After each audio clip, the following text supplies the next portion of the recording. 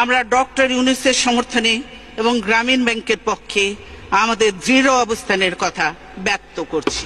জাতির জন্য যারা সম্মান বয়ে আনেন সেই কৃতি সন্তানেরা যেন দেশেও মর্যাদা পান তা আমাদের নিশ্চিত করতে হবে, না হলে দেশ মেধাশূন্য হয়ে পড়বে। মাননীয় স্পিকার, একের পর এক দুর্ঘটনা ও দুর্যোগের ফলে জাতি যখন আড়ষ্ট ও বিমূঢ়, তখন দুই একটি সুসংবাদ স্বস্তি ও আনন্দ বয়ে আনে।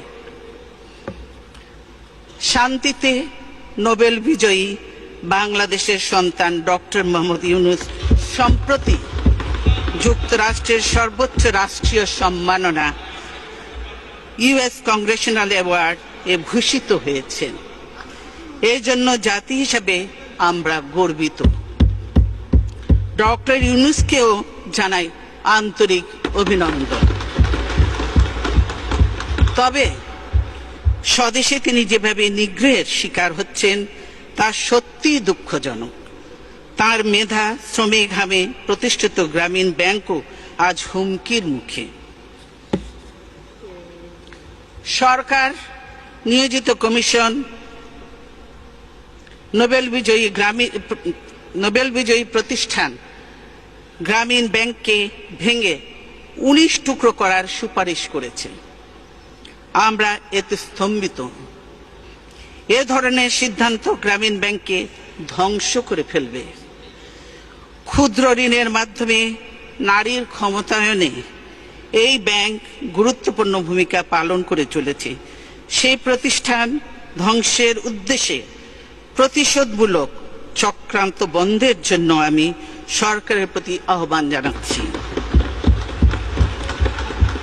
আমরা এর তীব্র বিরোধিতা করছি। দেশের মানুষ এ ধরনের হীন কার্যকলাপ মেনে নেবে না।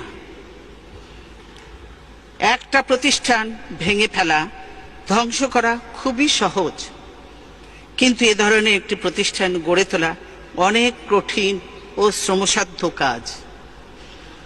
গ্রামীণ ব্যাংকের ওপর রাষ্ট্রীয় কর্তৃত্ব আরোপের অপচেষ্টা চলছে। আমরা এরও তীব্র বিরোধিতা করি।